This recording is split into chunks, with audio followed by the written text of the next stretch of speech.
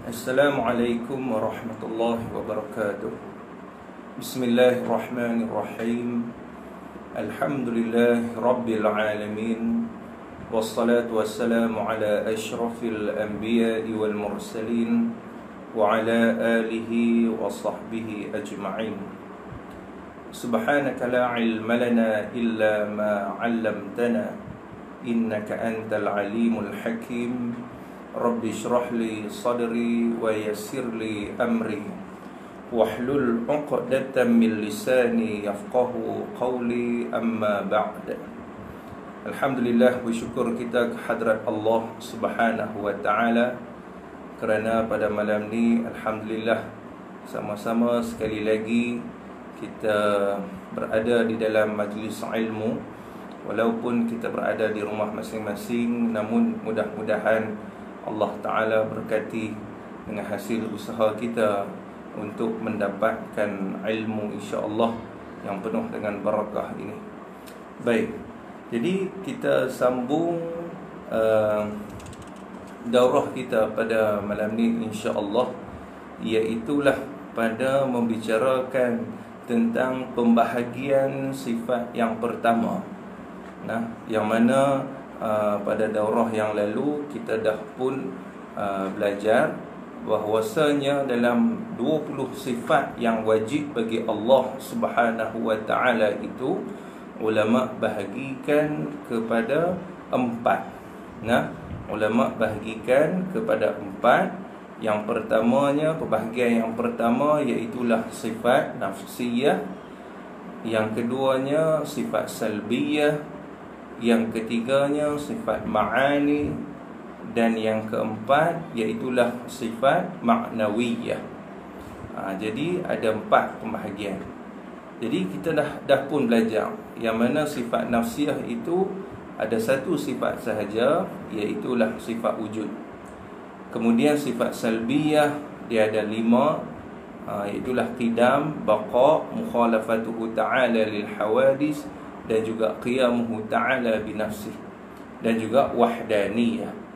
Kemudian sifat ma'ani dia ada 7, iaitulah qudrah, iradah, ilmun, hayat, sama', basar, dan juga kalam. Dan kemudian sifat ma'nawiyah dia ada lagi 7, iaitulah kaunuhu qadiran, kaunuhu muridan, kaunuhu aliman, kaunuhu hayyan, kaunuhu sami'an, kaunuhu basiran, dan juga kaunuhu mutakalliman. Baik, sekarang kita nak membahaskan tentang pembahagian sifat yang pertama.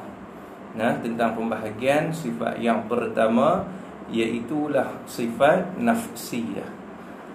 Jadi kita nak tahu dulu apakah yang dimaksudkan dengan nafsiyah. Jadi apa maksud nafsiyah itu sendiri? Jadi bila sebut kata nafsiyah, dia berasal daripada kalimah apa? Iaitulah daripada kalimah nafs. Apa maksud nafs? Iaitulah diri. Jadi bila sebut kata diri ni, maka nafsiyah bermaksud iaitulah sifat yang dinisbahkan pada zat Allah Subhanahu wa taala. Sebab apa? Sebab bila sebut kata diri, bila kata diri di sini merujuk pada zat Allah Subhanahu wa taala. Apa maksud zat? Kalau kita duk sebut zat Allah, yang kata zat tu apa dia? Maksud zat itu iaitulah diri. Zat Allah maksudnya diri Allah. Jadi bila kata sifat nafsiyah, iaitulah sifat yang dinisbahkan pada zat Allah Subhanahu wa taala. Mana dia yang kata sifat yang dinisbahkan pada zat ni, pada diri Tuhan itu, iaitulah satu sifat sahaja. Yang mana? Iaitulah sifat wujud. Sifat wujud. Jadi wujud kita faham. Apa maksud wujud? Wujud artinya ada. Wujud artinya ada. Jadi bila sebut kata ada tu, apa maksud ada? Iaitulah adanya zat Allah Subhanahu wa taala. Jadi bila sebut kata ada tu, wujud itu artinya ada. Jadi bila sebut kata ada tu, ada apa? Iaitulah adanya zat. Zat apa di sini yang kita bincang? Iaitulah zat Allah Subhanahu wa ta'ala. Jadi bila sebut kata ada di sini, dia merujuk pada apa? Merujuk pada zat, merujuk pada diri. Iaitulah zat Allah Subhanahu wa ta'ala. Maka sebab itulah dinamakan sifat ini, orang panggil sifat nafsiyah. Maka sebab itu wujud dia termasuk di dalam sifat nafsiyah. Baik, sebagai contoh, kalau orang tanya kita, Pak hang ada tak di rumah? Sebagai contoh, orang tanya, Pak hang ada tak? Ada wujud lah. Pak hang ada tak di rumah? Apa yang kita jawab? Kita jawab ada. Jadi bila kita jawab ada tu, iaitu wujud. Wujud tu apa dia? Ada. Jadi bila sebut kata ada tu, ada apa? Iaitulah ada tu merujuk pada apa? Tubuh badan pak kita yang ada di dalam rumah. Bila kita sebut ada tu, orang faham dah. Sebab apa? Sebab bila sebut kata ada tu, maknanya tubuh badan pak kita tu ada di rumah. Sebab itu bila sebut ada, dia merujuk pada tubuh badan, merujuk pada diri. Tapi kita tak jawab lah. Orang tanya kita, Pak hang ada tak di rumah? Kita jawab kata apa? Tubuh badan pak aku ada dalam rumah tu. Kita tak jawab tubuh badan pak aku dalam rumah. Tapi kita jawab apa? Ada. Ada pun dah cukup dah. Sebab apa? Sebab bila sebut ada, kita sudah faham bahawasanya ada itu merujuk pada tubuh badan pak kita yang berada di dalam rumah. Begitulah bila sebut kata Allah Ta'ala itu wujud, Allah Ta'ala itu ada apa? Iaitulah adanya zat Allah Subhanahu wa Ta'ala. Apa maksud zat? Iaitulah diri Tuhan. Bila sebut kata zat je, maksud dia diri. Itu dalam yang kata apa? Istilah di dalam ilmu tauhid. Dia ada zat, dia ada sifat, dia ada wujudi, dia ada amrun i'tibari. Yang mana itu semua tu istilah yang digunakan pakai di dalam ilmu tauhid. Jadi kita kena ambil berat, kita kena tahu. Jangan kita duk faham kata zat tu maksud dia zat nutrisi lah, zat makanan. Jangan kita duk faham zat yang tu. Bila sebut kata zat di sini, iaitulah merujuk pada diri. Bila sebut kata zat Allah, iaitulah diri Allah. Diri Allah Subhanahu wa Ta'ala. Baik, jadi kita faham dah. Kesimpulannya, bila sebut kata sifat nafsiyah, iaitulah sifat yang dinisbahkan pada zat Allah, iaitulah wujud. Yang mana wujud itu dia termasuk di dalam sifat nafsiyah. Bila sebut kata wujud, apa maksud wujud? Artinya ada. Jadi bila sebut kata ada itu merujuk pada zat Allah Subhanahu wa Ta'ala. Bila kita kata pak kita ada di rumah, maka ada tu merujuk pada tubuh badan pak kita yang berada di dalam rumah tersebut. Baik. Kemudian pula, barulah kita masuk pula pada membahaskan tentang sifat yang pertama. Baru kita bahas pula tentang sifat yang pertama, itulah sifat yang wajib bagi Allah Subhanahu wa Ta'ala. Sifat yang wajib bagi Allah Subhanahu wa Ta'ala, yang wajib atas kita belajar. Yang wajib atas kita belajar. Tu saya sebut ada dua wajib tu. Yang pertamanya sifat yang wajib bagi Allah, yang wajib atas kita belajar. Sebab tu kita awal daurah kita tu, kita belajar tentang pembahagian hukum, iaitulah yang pertama hukum syarak, kemudian yang kedua hukum adat, dan yang ketiganya hukum akal. Jadi sebab apa? Sebab kita nak faham tentang perbezaan di antara hukum-hukum tersebut. Sebab kita tak mau jadi clear. Seperti mana yang saya sebut pada tuan-tuan, bila sebut kata sifat yang wajib bagi Allah, yang wajib atas kita belajar. Jadi bila kata wajib bagi Allah, sifat yang wajib bagi Allah tu, wajib tu orang panggil hukum apa? Yang tu dinamakan wajib pada akal. Tu wajib pada akal. Sebab apa? Sebab akal tak boleh nak gambar kata sifat yang orang kata apa, sifat 20 tu wujud qidam tu tak ada. Akal tak boleh nak gambar kalau kata sifat tu tak ada. Mau tak mau mesti ada. Tu yang kata sifat yang wajib bagi Allah. Kemudian yang wajib atas kita. Jadi bila sebut kata yang wajib atas kita tu, yang tu dinamakan wajib pada syarak. Wajib pada syarak. Jadi bila kata wajib pada syarak, maksud dia apa dia? Maksud dia tuntutan talabul fi'li talaban jaziman, iaitulah tuntutan daripada Allah Subhanahu wa taala ke atas kita untuk mesti kena laksanakan. Yang kata mesti itu macam mana? Sekira-kira ma yuthabu ala fi'lihi, iaitulah diberi ganjaran pahala kalau kita buat, kalau kita laksana, dan berdosa sekiranya kalau kita apa? Sekiranya kalau kita tak laksanakan. Maknanya wajib kita kena mengaji. Kalau tak mengaji, berdosa. Ni yang kita nak mengaji sifat wujud ni. Ni sifat yang wajib kita kena ketahui.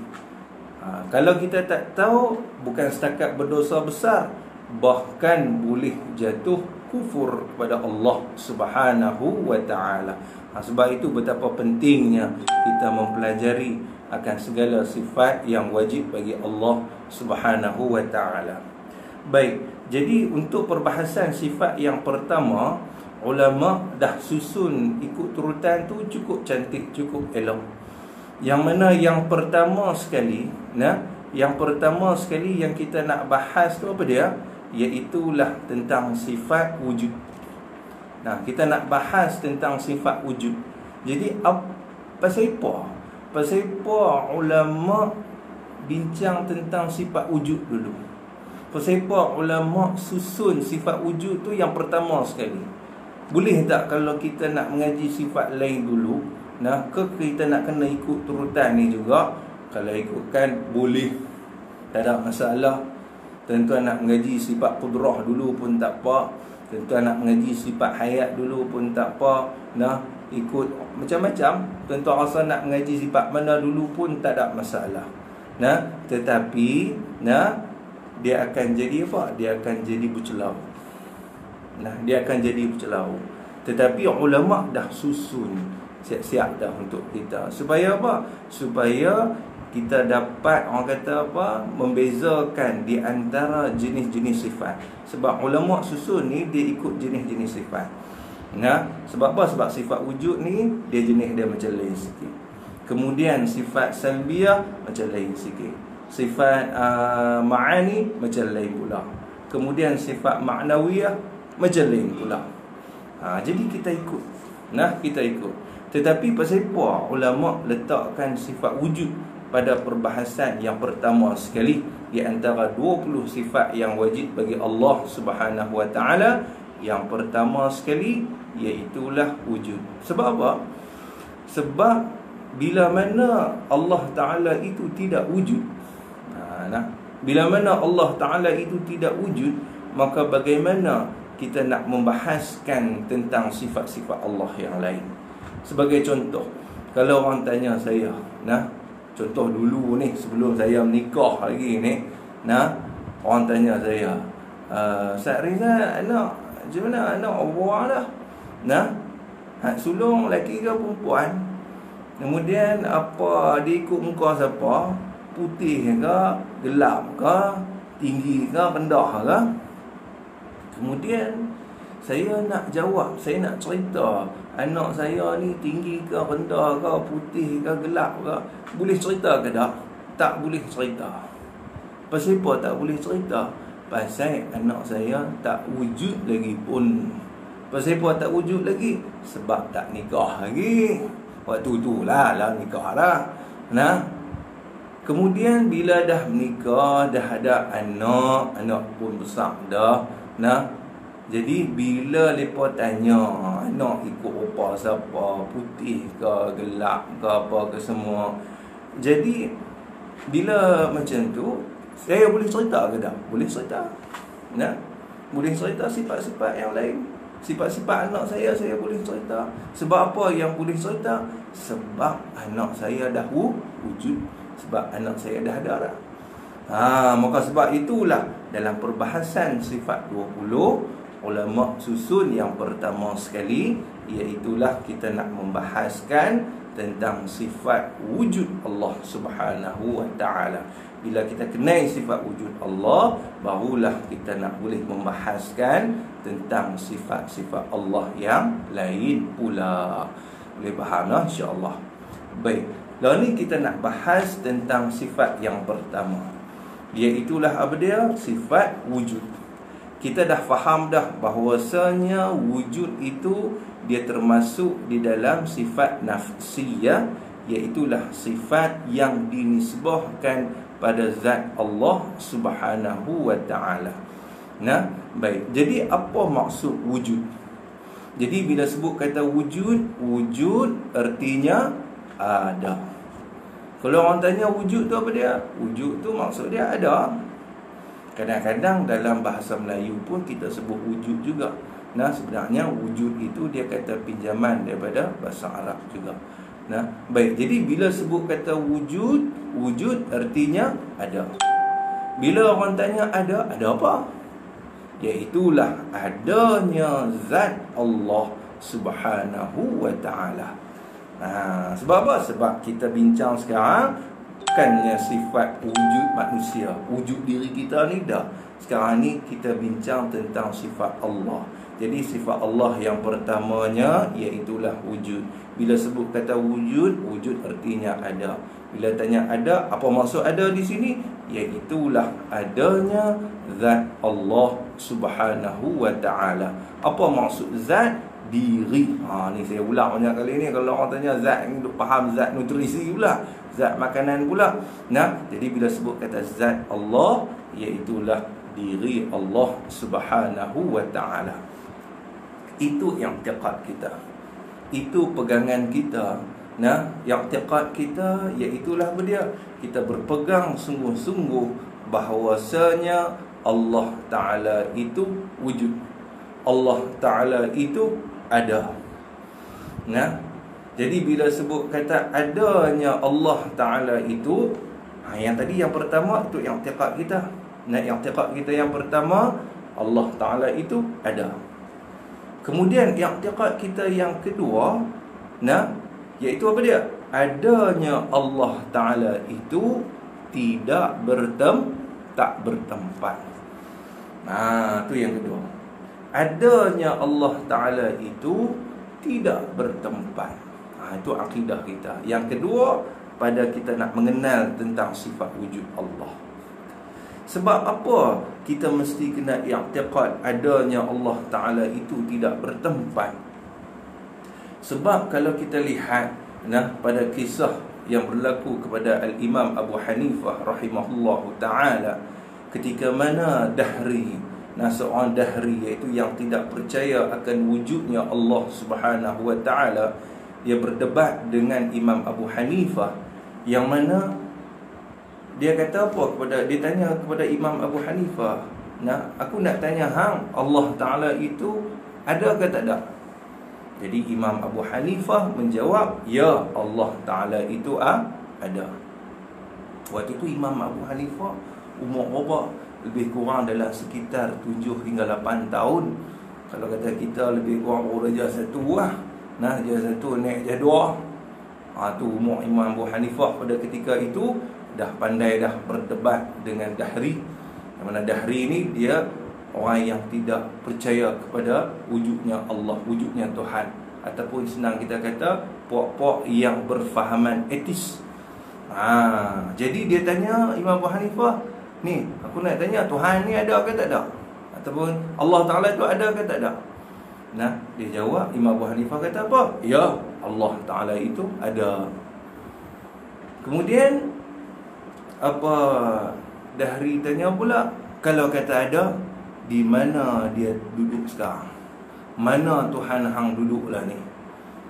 Kemudian Imam Abu Hanifah kata sesungguhnya Allah Ta'ala itu ada tetapi tidak bertempat. Kita kena tahu. Allah Ta'ala itu ada tetapi tidak bertempat. Kemudian dari kata mana mungkin benda yang ada tapi tak ada tempat. Tak logik lah, tak masuk akal lah. Macam mana benda yang ada tapi tak ada tempat?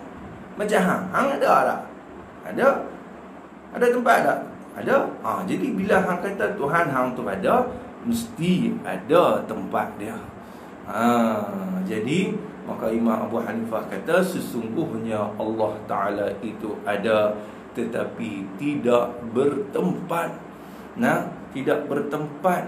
Bahkan jawapannya ada pada diri hang. Jawapannya ada pada diri hang. Tu Imam Abu Hanifah bagi tahu kat Dahri, jawapannya ada kat hang. Kemudian Imam Abu Hanifah tanya pula kepada Dahri, aku nak tanya hang ada nyawa ke tak ada? Kemudian Dahri kata, ya, aku ada nyawa. Jadi bila sebut kata ada tu mesti ada tempat dia. Baik, kalau hang kata hang ada nyawa, di manakah tempatnya? Mana tempat dia? Kalau hang kata nyawa hang tu ada, pasal hang kata tadi setiap benda yang ada mesti ada tempat dia. Kalau hang kata nyawa hang tu ada, baik, di mana tempatnya? Kemudian Dahri pun tak boleh nak jawab. Dia pun tak tahu tang mana nyawa aku duduk. Kemudian Imam Abu Hanifah pun tanya, di manakah nyawa hang? Adakah di kepala hang ke? Ataupun di bibir hang ke? Ataupun di perut hang ke? Ataupun di mana-mana sahaja? Jadi Dahri pun dia jadi cuak. Dia pun tak tahu nak jawab macam mana. Kemudian Imam Abu Hanifah pun bagi misal yang lain pula. Baik, aku nak tanya hang, dalam santan ada tak minyaknya? Di dalam santan itu ada tak minyak? Kemudian Imam Dahri kata, ya, sudah tentulah di dalam santan ada minyaknya. Baiklah, ni aku nak tanya, tak mana minyaknya? Cuba hang tunjuk. Kemudian Dahri pun dia jadi keluh. Kemudian terus Imam Abu Hanifah buat kesimpulan. Kata apa? Kalau kata benda yang makhluk, kalau kata nyawa tu makhluk pun hang tak tahu di mana tempatnya. Sedangkan minyak yang ada pun hang kata ada, tapi hang sendiri pun tak tahu di mana tempatnya. Ini kan pula zat Allah Subhanahu wa ta'ala. Maka sesungguhnya zat Allah Ta'ala itu ada tetapi tidak bertempat. Itu kita punya akidah kita, pegangan kita yang kukuh, bahawasanya Allah Ta'ala itu ada tetapi tidak bertempat. Baik. Habis selesai yang tu. Itu kewajipan kita yang wajib kita kena tahu. Kemudian yang ni yang fardu kifayah. Yang saya nak cerita ni yang fardu kifayah. Bila sebut kata fardu kifayah, tuan-tuan faham. Maknanya kalau kata wali reti, tuan-tuan tak payah dah. Jadi maknanya dia bukannya kewajipan atas tiap-tiap seorang. Tapi kalau boleh ambil berat juga tentang apa? Tentang fardu kifayah ni. Jadi saya nak cerita ni bukan kata kalau tuan-tuan tak faham jadi runsing kata, habislah aku ni, aku tak faham ni, aku tak tahu, tak kenal sifat Tuhan. Dah cukup memadai kita i'tiqad bahawasanya Allah Ta'ala itu ada tetapi tidak bertempat. Tetapi tidak bertempat. Cuma yang saya nak cerita ni iaitulah tentang perbahasan ulama. Perbahasan ulama tentang sifat wujud Allah Ta'ala tu sendiri. Tentang sifat wujud tu. Sifat wujud Allah Ta'ala tu sifat yang jenis macam mana? Tu yang kita nak bahas sikit. Yang ni perbahasan dia tinggi sikit. Yang ni kata fardu kifayah. Kalau kata tuan-tuan tak faham pun tak apa, tak jadi masalah. tak jadi sampai merosakkan akidah. Tetapi kalau kata boleh faham, alhamdulillah. Saya nak boleh faham yang ni pun ambil masa juga. Tapi kalau tuan-tuan boleh faham untuk daurah sekali saya bentang ni saja, tuan-tuan boleh faham, alhamdulillah. Baik. Jadi apa perbahasan ulama tentang sifat wujud Allah Subhanahu wa taala ini? Jadi ada dua pandangan ulama tentang jenis sifat wujud Allah taala ni macam mana. Baik.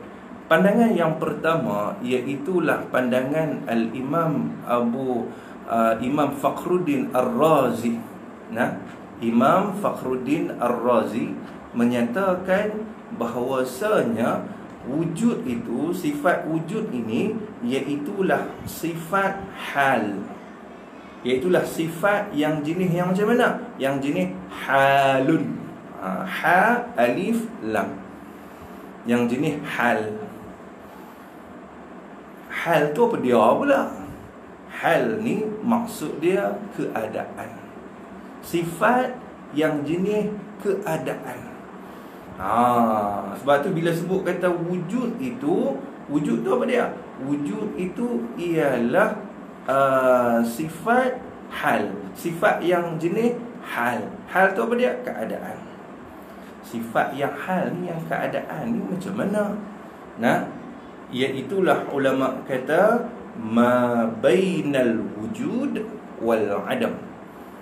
Iaitulah sifat yang nak kata ada sungguh pun tak, nak kata tak ada terus pun tak. Dia duduk tengah-tengah. Ma baina, barang yang antara wujud wal adam. Barang yang antara ada dengan tak ada. Nak kata ada sungguh pun tak, ataupun nak kata tak ada terus pun tak. Dia duduk tengah-tengah. Tu yang kata sifat hal. Itu pada pandangan Imam Fakhruddin Ar-Razi. Yang mana pandangan yang kedua pula menyatakan bahawasanya wujud itu, yang kata sifat wujud itu, iaitulah pandangan Imam Abu Hasan Al-Ash'ari, menyatakan al-wujud ainul mawjud. Beliau mengatakan wujud itu ialah diri zat Allah. Bila sebut kata wujud tu apa dia? Zat Tuhan. Jadi bila sebut kata wujud itu ialah zat Tuhan tu sendiri, jadi para ulama yang lain pun dia jadi macam mana? Dia jadi macam keliru sikit. Keliru macam mana? Keliru bila kata wujud itu ialah diri zat Tuhan. Bila kata wujud itu ialah diri zat Allah, maka pasal apa Imam Abu Hasan Al-Ash'ari menyatakan wujud itu sifat Allah? Pasal apa kata wujud itu sifat Tuhan? Kalau dah kata wujud itu diri zat Tuhan tu sendiri, maknanya wujud itu bukan sifat, maknanya zat Tuhan tu sendirilah. Dia faham tak? Tetapi sedangkan Imam Abu Hasan Al-Ash'ari pun mengiktiraf bahawasanya wujud itu dikira sebagai sifat Allah Subhanahu wa ta'ala juga. Dikira sebagai sifat Tuhan juga. Jadi apa hujah dia? Apa hujah yang menyatakan Imam Abu Hasan Al-Ash'ari tetap mengatakan wujud itu sebagai sifat Allah, membilangkan sifat Allah, walaupun hakikatnya dia kata al-wujud ainul mawjud. Wujud itu diri zat Allah Subhanahu wa ta'ala sendiri. Baik. Jadi kalau kita tengok, saya bagi contoh. Batu itu keras. Batu itu keras. Bila kita kata batu itu keras, maka keras itu adalah sifat bagi batu. Betul atau salah? Betul. Sebab apa? Sebab bila kita kata batu itu keras, maka sudah tentulah keras itu adalah sifat bagi batu. Baik, kalau kita bagi ayat yang semacam batu itu ada. Nah, batu itu ada. Jadi boleh tak kita katakan ada itu juga sebagai sifat bagi batu? Nah, sama tak tadi ayat dia, batu itu keras, maka keras itu sifat bagi batu. Kemudian kita kata batu itu ada, maka boleh tak kalau kita kata ada itu juga sifat bagi batu? Ya, boleh juga kita kata. Sah juga kita kata ada itu sifat bagi batu. Begitu juga bila kita kata Allah itu kekal. Nah, Allah itu kekal, maka kekal itu adalah sifat bagi Allah. Maka boleh tak kita kata Allah itu ada dan ada itu adalah sifat bagi Allah? Boleh juga, sah juga. Sebab apa? Sebab bila kita kata Allah itu kekal, maka kekal itu sifat bagi Allah. Boleh juga kita kata Allah itu ada, maka ada itu sifat bagi Allah juga. Maka sebab itulah Imam Abu Hasan Al-Asy'ari membilangkan sifat wujud itu juga ataupun wujud itu juga termasuk di dalam sifat Allah Subhanahu wa taala. Okey, baik. Walaupun pandangan beliau jatuh pula dah. Nah, walaupun pandangan beliau menyatakan bahawasanya al-wujud ainul mawjud, iaitulah wujud itu adalah diri zat Allah Ta'ala itu sendiri. Baik. Kemudian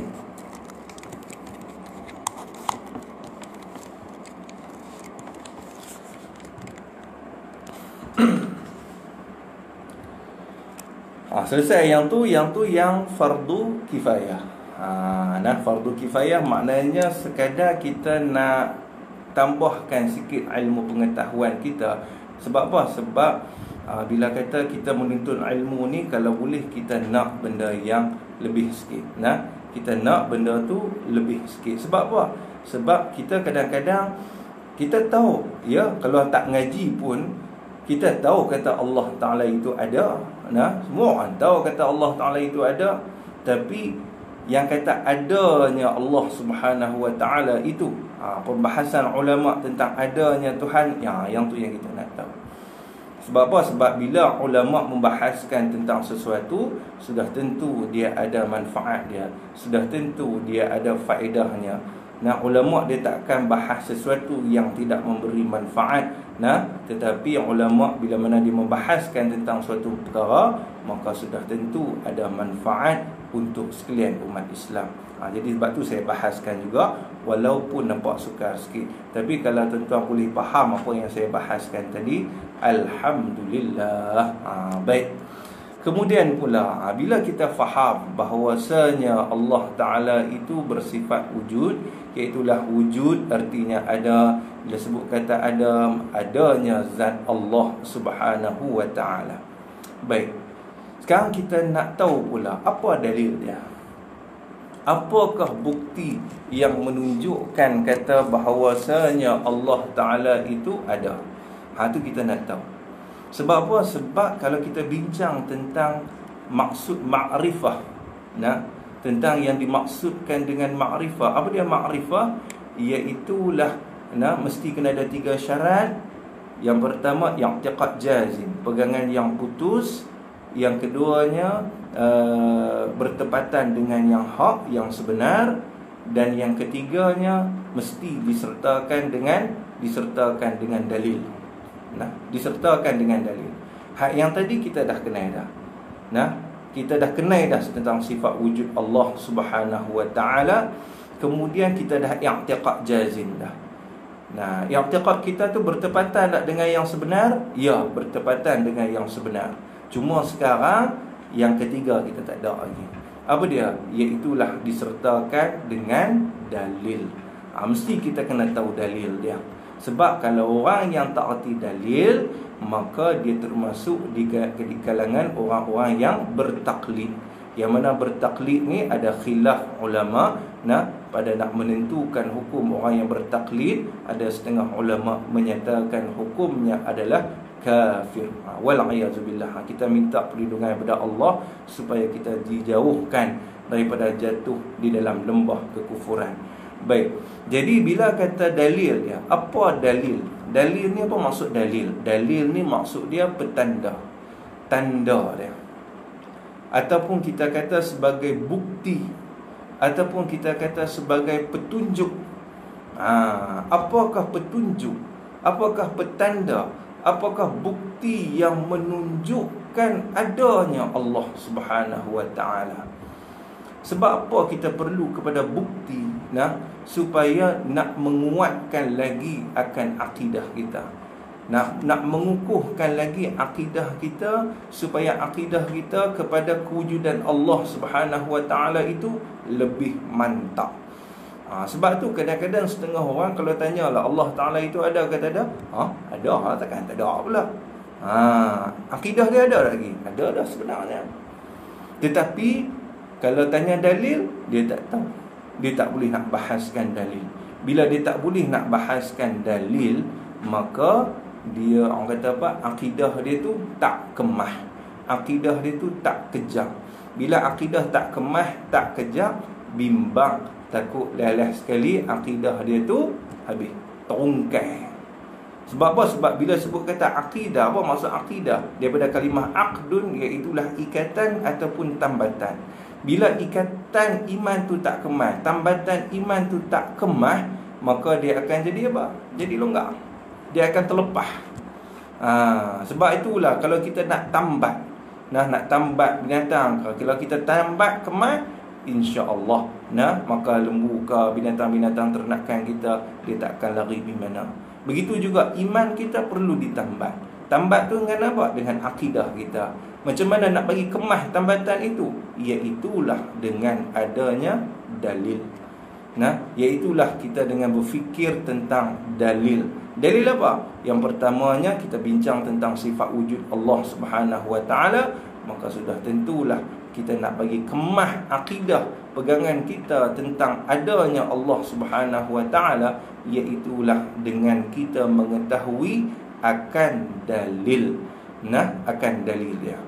Baik. Jadi apa dalilnya? Kalau ikut secara umumnya, secara ijmal, dalil secara ijmal. Apa maksud secara ijmal? Secara umum, yang mana wajib atas tiap-tiap mukallaf kena tahu apa dalil dia, iaitulah alam ini. Alam ni lah dalil dia. Sebut alam ni pun cukup dah. Cukup dah. Lepas dah fardu ain kita. Kalau kita kata alam ini pun dah cukup memadai. Senang. Tak ada mengaji apa ni? Dah kena mengaji jugalah. Walaupun nampak mudah, memang alam ini sebagai bukti kata adanya Allah Subhanahu wa ta'ala. Tetapi yang kita nak kena tahu, iaitulah apa dia? Apa kaitan adanya alam, apakah kaitan alam ini dengan adanya Allah Subhanahu wa ta'ala? Itu kita nak tahu. Apa kaitan dia? Sebab apa? Sebab setiap benda ni, setiap sifat, setiap benda yang kita hujah ni, mesti dia ada kaitan dia. Baik. Jadi dalilnya ialah alam ini. Sebab tu kita kena tahu apa maksud alam. Kalau orang tanya alam tu apa dia? Alam ni kalau ikut ta'rif dia, masiwallah, iaitulah perkara yang selain daripada Allah Subhanahu wa ta'ala, maka itulah yang dikatakan sebagai alam. Kalau orang tanya alam tu apa dia?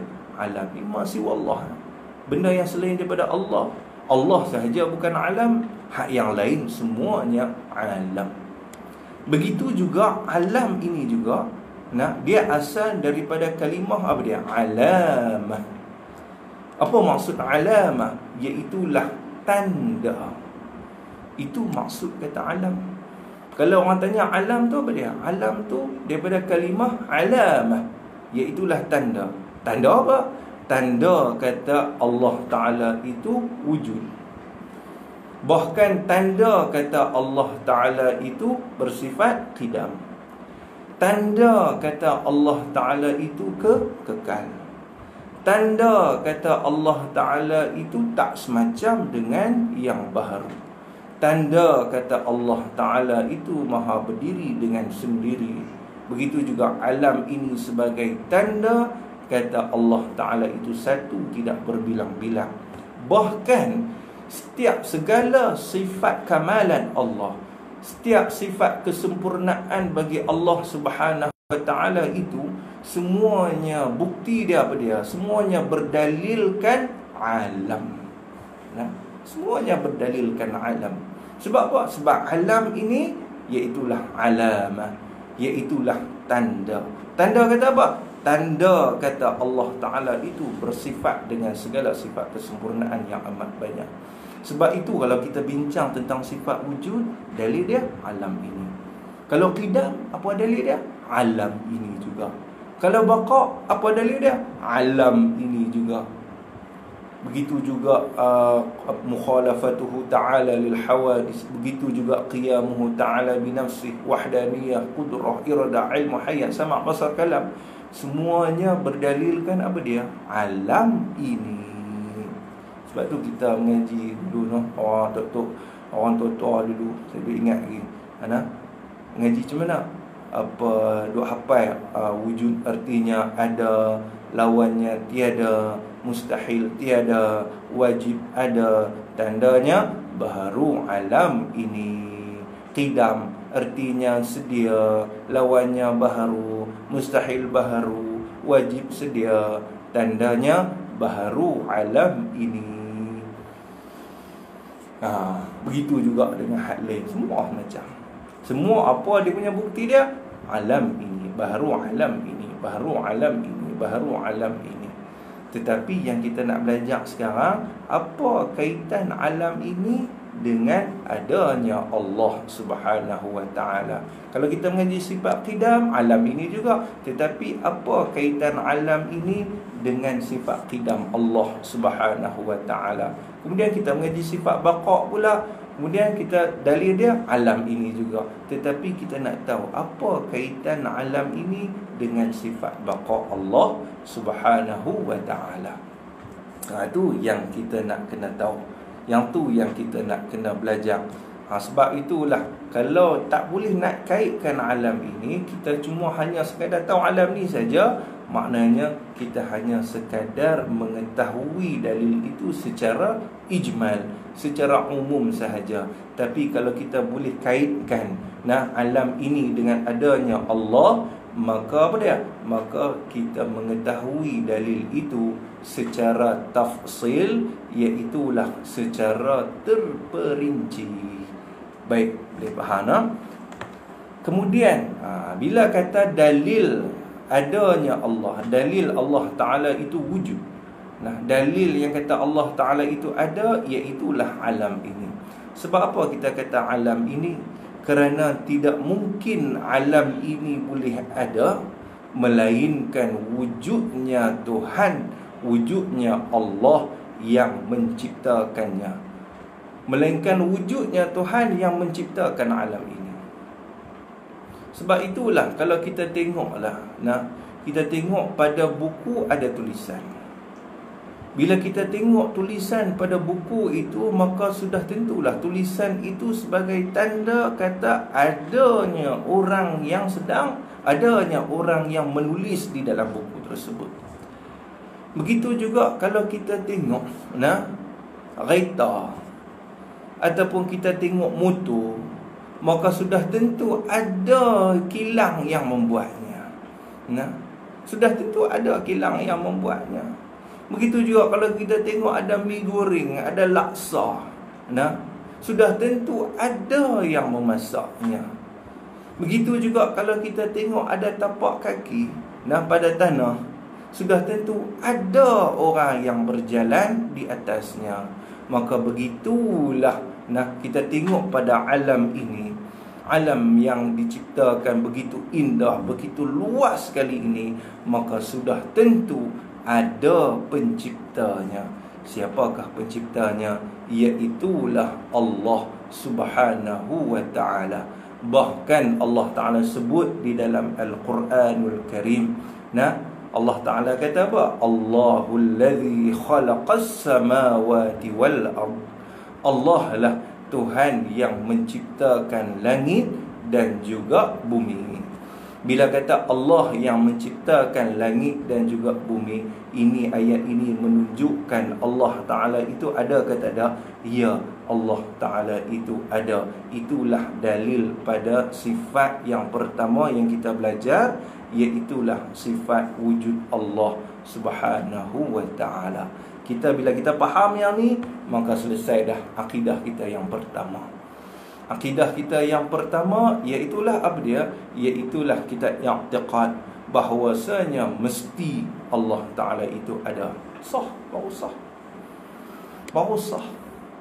Kalau kita hanya sekadar orang kata apa, Allah Ta'ala itu ada, tetapi kita kata adanya Allah Ta'ala itu bertempat, sah dah akidah kita? Tidak sah sama sekali. Hang kata Tuhan tu ada, tapi bertempat. Bila kata bertempat, salah. Sebab tu kita tak boleh kata Tuhan itu ada tapi bertempat. Memang ada setengah juga yang kata, ya, Allah Ta'ala itu ada tapi tak bertempat, tetapi Allah Ta'ala itu ada di mana-mana. Yang ni pun masalah juga. Nah, macam mana kita kata Tuhan ada tapi tak bertempat, tetapi Allah Ta'ala itu ada di mana-mana? Bila kata Allah Ta'ala berada di mana-mana, bermakna Allah Ta'ala ada di serata tempat. Maknanya Tuhan bertempat. Maknanya bila kita kata Tuhan tu berada di mana-mana, maknanya Tuhan ada di masjid, Tuhan ada di padang bola, Tuhan ada di rumah kawan ni, Tuhan ada di rumah kawan tu. Bila kata Tuhan ada di mana-mana, maknanya Tuhan tu bertempat. Adakah itu pegangan yang sebenar? Dah, itu adalah pegangan yang salah. Maka sebab itulah akidah kita, Allah Ta'ala itu mawjud bila makanin. Allah Ta'ala itu ada tetapi tidak bertempat. Jadi selesai dah pada kita membahaskan tentang sifat yang pertama, iaitulah wujud. Lega dah. Lega sebab apa? Sebab pada malam ni alhamdulillah, barulah kita kenal yang kata sifat wujud Allah Subhanahu wa Ta'ala tu macam mana. Bila Allah Ta'ala bagi akal fikiran, kita boleh berfikir pada malam ni tentang sifat wujud Allah. Pahala yang cukup besar Allah Ta'ala nak bagi kepada kita. Mudah-mudahan pada malam ini insya-Allah. Kemudian kita akan masuk pula pada membahaskan tentang pembahagian sifat yang kedua pula, iaitulah sifat salbiyah. Apakah yang dimaksudkan dengan sifat salbiyah?